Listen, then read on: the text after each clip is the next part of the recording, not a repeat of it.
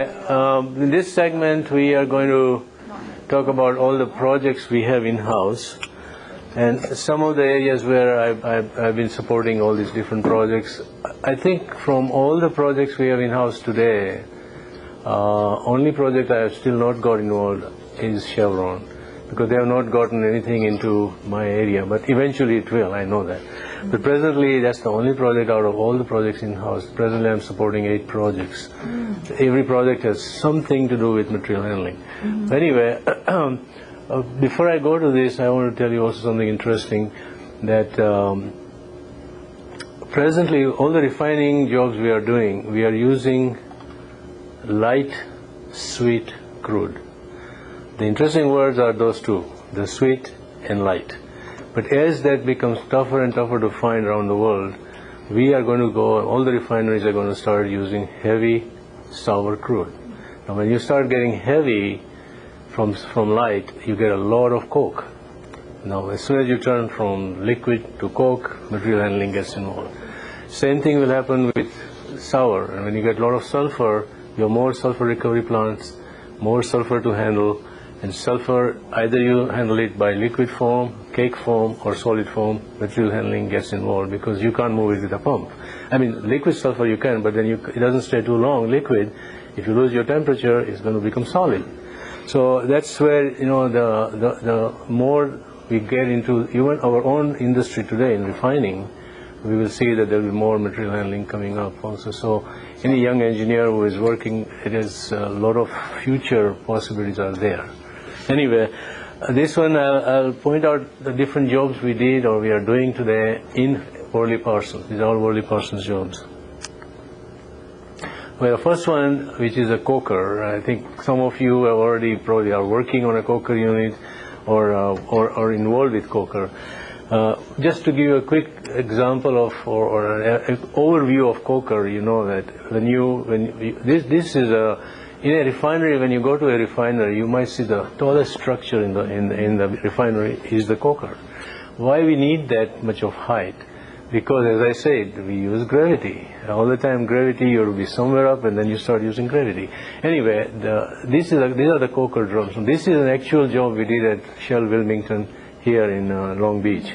I was involved in that. We went for a short time for a study and I stayed there for 3 years. Finally, we finished the project. But I'll show you some of the very unusual problems we had to face, and I'll show you some slides which will give you the flavor of what kind of problems with the design engineers. I mean, all group. It was not me only, the whole group. We had all kinds of engineers involved, a big team. But we really mitigated all those problems we actually face in an operating plant. When the plant is operating, you have to be very careful. You can't be too lax. You can't just say, hey, I can do it tomorrow. They want it right now. We have to mitigate it somehow or the other and solve the problem. Anyway, the quick overview. This is a grade level, and we have got further down here. There's a cockpit, which I'll show you some slides. We might give you some idea. This is the platform, and now these are the drums, and this is a coke cutting system. And so if you start at 100 here, and you see that 130 feet, is 46, 230, 348 feet. And that's what all that structure is required to make coke and get the coke out of the plant. So the challenge here we had was when you bring in any refinery, in a coker unit, you bring oil at high temperature. It comes, and these cokers, they work in pair. The drums, they work in pair. There are 2 drums here, there is another pair here. Either you can have 2 drums or you have 4 drums. There are few refineries and coker units, they do use 3 drums only, but that's very difficult for operators in operating plant to do the juggling of, hey, which one we are switching into. So they work in pair. When one drum is the live drum where you're getting the oil, we bring the oil here from underneath, 900 degrees Fahrenheit oil.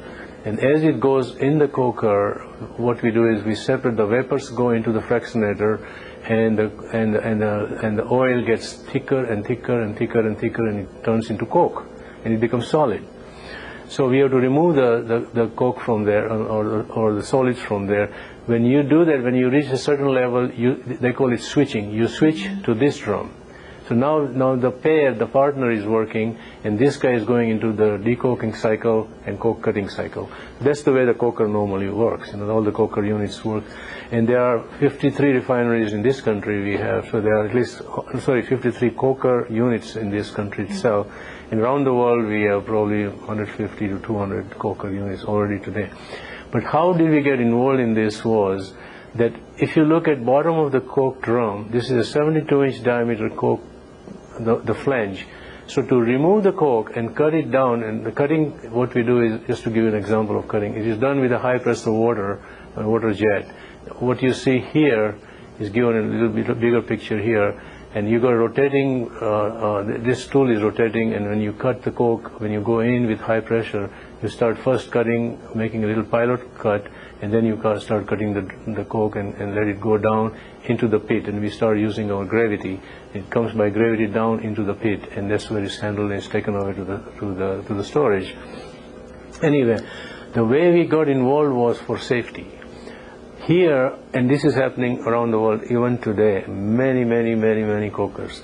Under here we have this flange, which has to be opened at every coke cycle from here to there to there to there. When you need to take the coke out, we have to open that bottom flange. And when you open the bottom flange, you have about 100 feet here of coke sitting on top.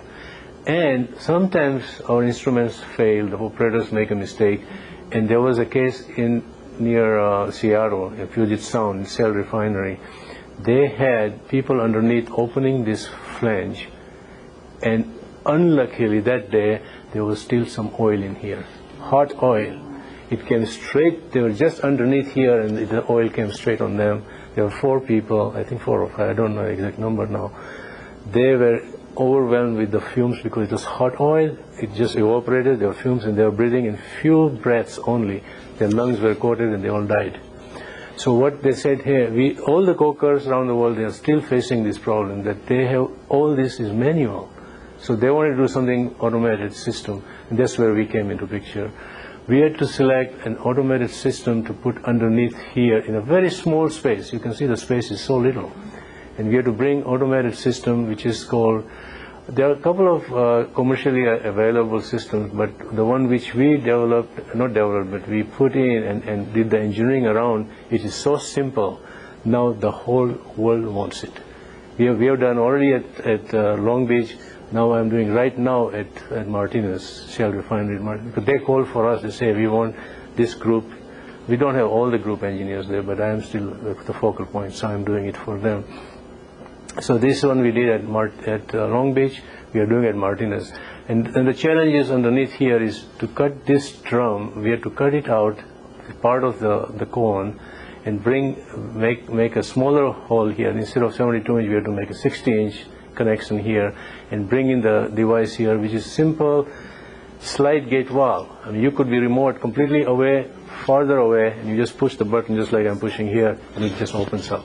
There is nobody there, it is safe, and they've saved so much money in their maintenance, their production, and their insurance policies. Everywhere the Shell is happening, so now they're putting everywhere. After we put it there, and I'll show you how we did it, everybody, the people who designed this coker, I mean the Delta valve, they have sold 208 of them already in just 2.5 years. And each one is $2 million. Now that is only the valve.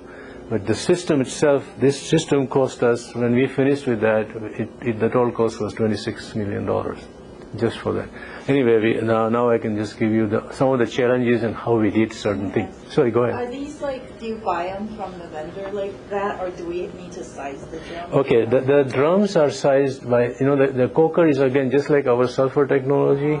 Coker also has a technology, the coker groups, some of the, like our competition, Irvine Company, Fluor. Now Fluor has a license, so they can design this whole coker system. We can't. We have to buy that license, or our client has to buy it. So they design this whole system around. And this is not the only thing. This is only because of the solid, but there are more to it. There is a vacuum tower there. There is a fractionator there where we take all the products, all the vapors out and make gasoline and petroleum and gas and all products. And coke is just a byproduct because that's the last thing. And then even that is being used because so many plants around the world, it has still got a lot of BTU value, like not like coal, but a little less. And power plants are using them, so they sell them. Eastern Europe, everybody likes coke because it's cheap fuel, and they buy it from us, from refineries here.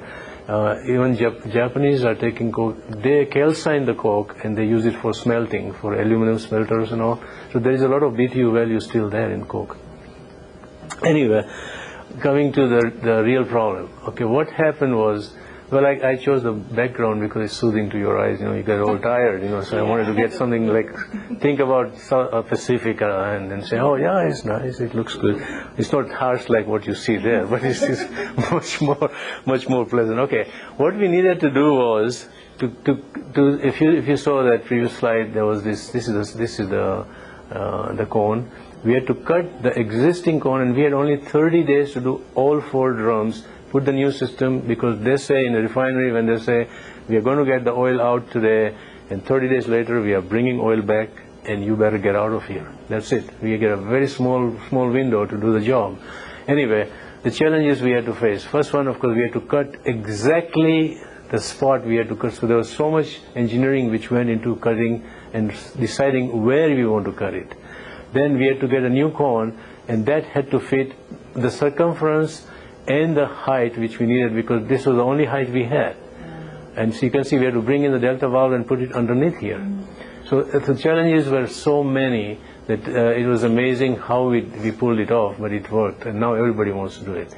Okay, so this was the first part, was to cut the cone and get a new cone and weld it here. So this was the welding part, which next slide. And then once you do that, you've gone through the presentation by the stress people. We have to stress relieve. So the next slide shows you how do you relieve the stress. So you have the post-weld heat treatment of this flange, so that you relieve all the stresses from this flange, and of course the welds on top too. And you can see in a small space, and all 4 drums were being worked at the same time. So there are people who are continuously moving, and we were working around the clock, 24 hours, 7 days. Except every second week, Sunday, we gave the contractors off. But they were working round the clock. Even we, all the engineers, all the team was there for 16, 17, 18, 20 hours. Different groups, we had to work around the clock. Anyway, this one is another challenge we had. Let me show you some challenges which you will see in every existing refinery or coker. The floor can't take that weight, because the delta valve is 40 tons weight. You can't put the weight, you'll just break the floor right away. It'll go. Now this is an existing refinery, you can't do that. And so we had to devise a special plate, a special type of structure here, the skid we call it, so that we can land the valve here just like a plane. I'll show you when it comes. We have to land it here and slide it in here underneath, and then tie it here and lift it back, so that we transferred the weight from this part, and this one was going to the main structure, so there was no weight on the floor. And then we had to transfer the weight onto the main support beams here, which we put in also. And this is another challenge, was the drum didn't have enough room, and how do you slide that valve in on this side? The drum is somewhere here. So that was another challenge. So as you go through, you will see all the challenges coming one by one. Okay, this is the delta valve. Now this guy is quite big, it's 40 tons weight, but if you see the height here, this was not enough room under the drum. What we had to do is, you can see this is a smaller height. So the drum attaches here, so we could use this guy with only this much of height available. And now the way it was brought in, if you see, the 2 forward slings here, you can see the adjustments there. So we got an idea from the plane landing. The jet plane nowadays, they land like this. You got the 2 landing wheels, and the front wheel is up front. It lands like this and then comes this way. The older planes, if you remember, or there might be some Pipers, we can see they land like this. They have the 2 wheels up front, and then there's a nose wheel or a small wheel at the back, and we use that technique. So to do that, we had to have this flexible sling. So when we came in here, we landed like a plane, old plane, yes. And that was the idea we got from there, from a very simple thing like that. Here is You have to pre-order that. Is that a custom order or? all of that. We engineered all these things around the valve for almost more than a year and a half. Every little piece we had to worry about. We were working at times. We were working with this much of room. And you have to be very accurate, very exact engineering we had to do. And there were many other, even the Shell people were involved. The contractors did a wonderful job. They did a good job, and we could pull it out. So you had 30 days to do Only that? 30 days to do all that.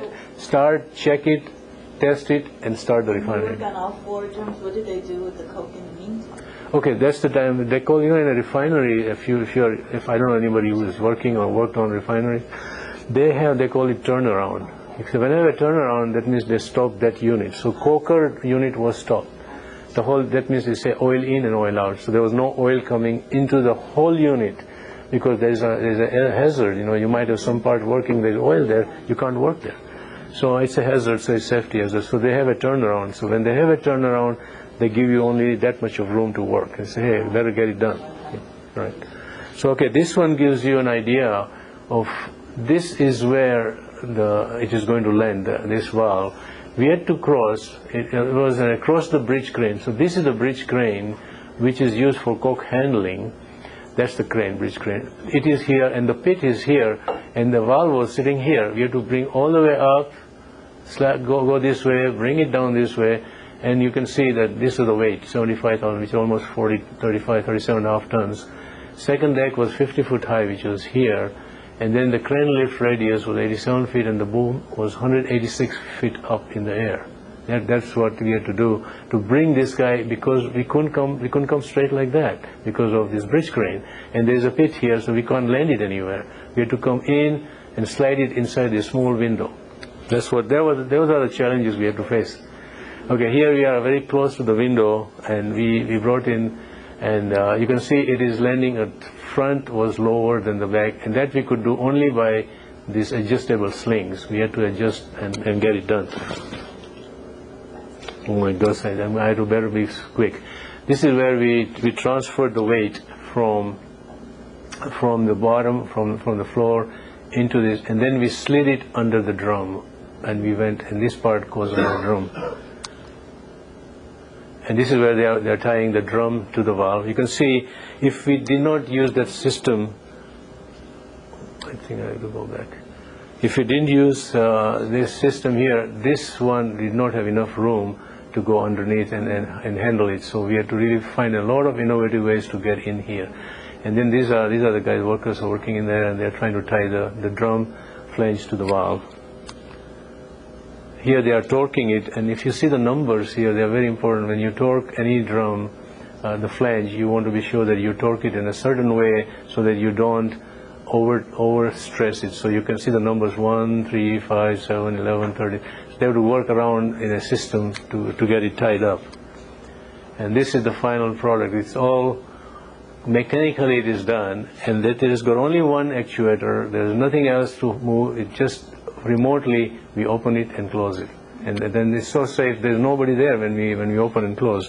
And so that's one which we did at Wilmington, and we are doing right now. I'm buying the ones for Martinez. We are working on it right now.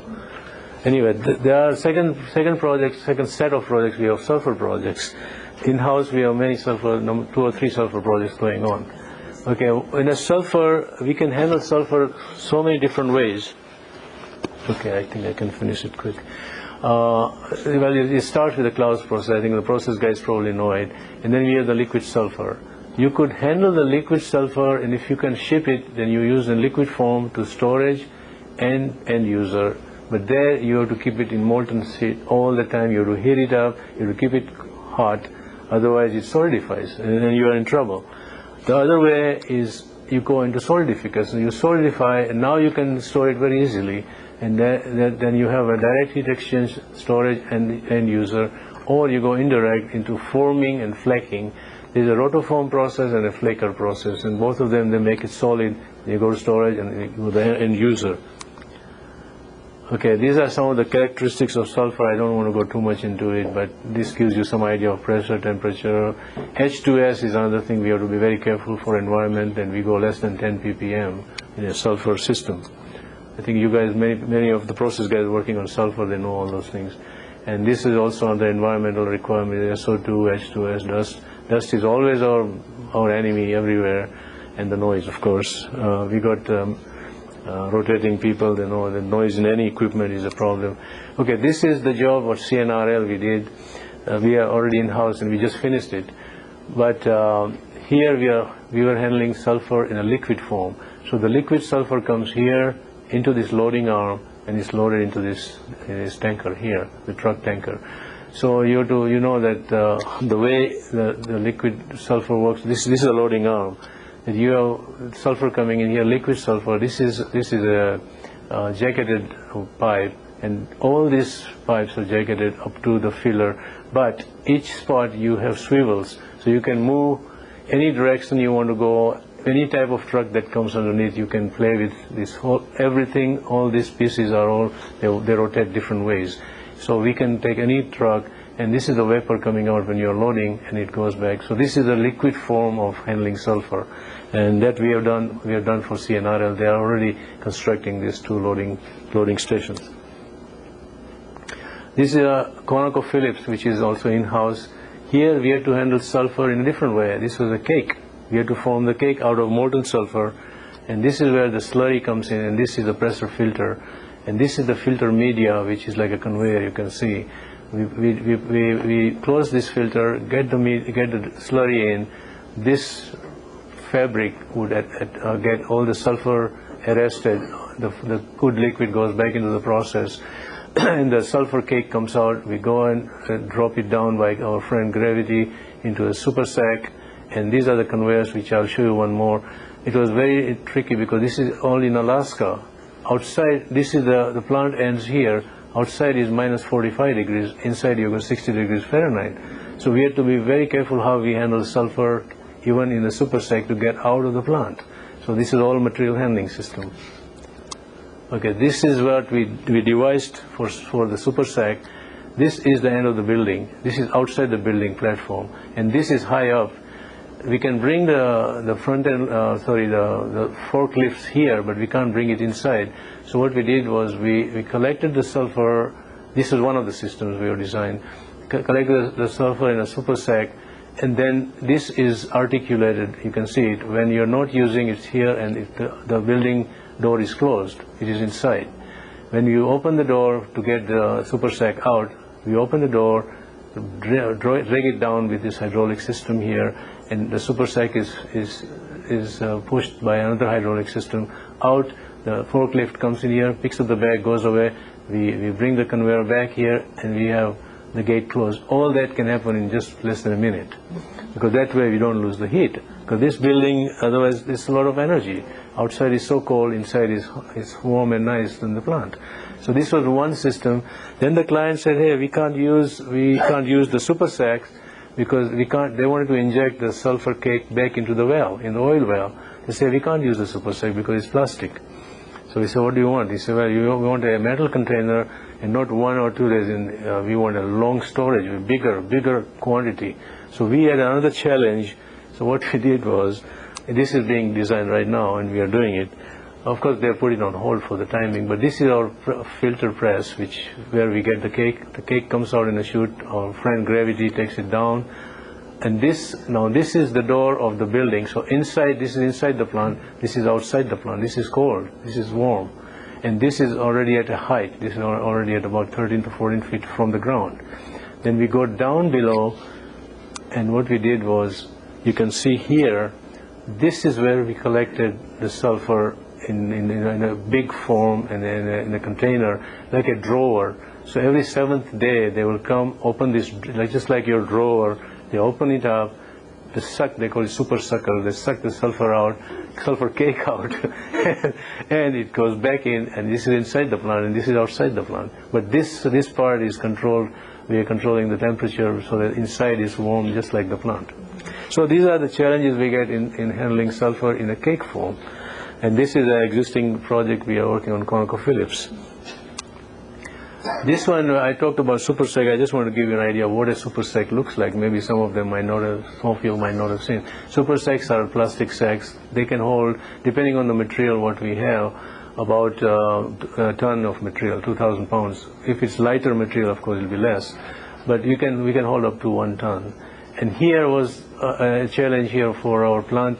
I'm working on a plant at Shell Chemical in Martinez, and there we found this idea in that plant that those when you open the when you receive the catalyst, you open this bottom valve. There's a lot of dust which will be all around, and this is going into the process further down, and there was a lot of dust. So they came up with a absolutely dustless system here, where you have the nozzle coming here, the plastic nozzle.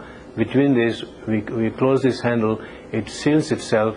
This whole plate goes down, it seals, and there is a second nozzle opening here from the top. You will see the guy is doing. See, there are two different connections. One is the down, one is the up and down. The bottom one we seal it, and then you open the top. It just slides down. There is no dust at all. So we don't have any environmental hazard in handling the catalyst. And this is at the catalyst plant in Martinez, at Shell Martinez, Shell Chemical, sorry. Okay, this is just giving you the whole picture of how the material moves in a catalyst plant, but I don't want to go too much into it. This is at the catalyst plant. I just mentioned, just to mention you something, this is the final catalyst which will go to the refineries.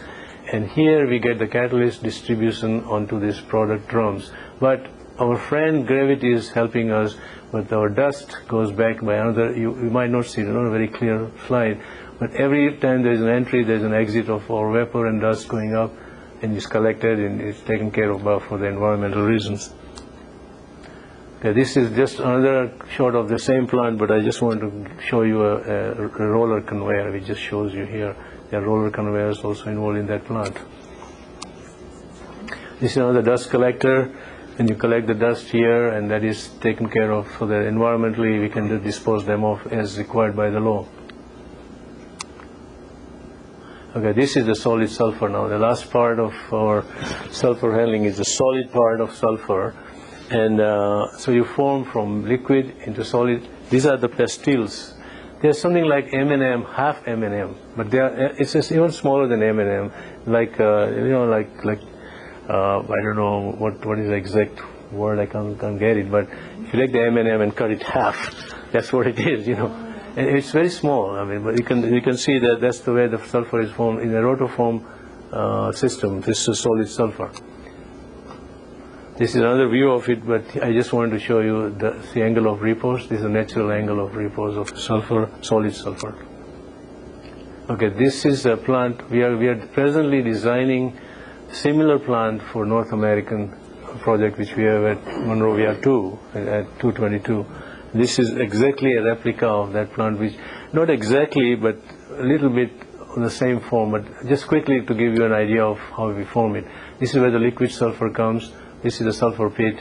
It goes to these rotoforming machines. What it does is it goes on the rotoform. This is a conveyor here, and underneath there are water spray. So you bring the molten sulfur here and spray it with water. It solidifies, and the solid sulfur pastils are collected in this conveyor here. They have an elevator here, bucket elevator, goes into this silo, and you can load the trucks. And you can see there's a valve here, a slide gate valve, and a chute which is environmentally friendly, so there's no dust anywhere when you're loading the trucks. And this is where it shows one of the plants. You can see this is the molten side sulfur. The other side is the solid sulfur. This is the rotoforming process itself. This gives you a picture. This is the molten sulfur. It goes down, and this drum is rotating, and it can drop the pastil here. It is in liquid form right now, like a little drop. And as it progresses, it starts drying because the steel belt underneath there is cold water, and it dries out and becomes solid. By the time it comes out of the other end, it's a solid sulfur. This is one of the plants they have designed. This rotoformer people, they've designed, and it gives you, these are the rotoformer on the liquid side. Other side is a solid. This is their silo. This is the elevator. underneath they're loading the trucks here. The same schematics you saw, this is the actual plant, which is already working now. Okay, this is a shell. I showed you the big silos. This is in fact Shell Canada in Canada, and they are having this giant silo. And this is where the rotoform, the sulfur, solid sulfur comes in, fills this silo, and there is a second pair silo here. And here we come out with the pastilles, go on the conveyor, the second conveyor, and then it goes into the final loading conveyor, and it starts loading the trains. You can see they're loading the sulfur train, which is in solid form. This is on the belt, that you see on the belt. This is the shot from this silo, just to give an extent of the size of the silo. These are the people of probably 6-footers. And the bottom of silo is about 12 to 14 feet, and then it goes up in the air for 70 feet, and the diameter is 100 feet. It's a huge concrete silo. So when we remove the sulfur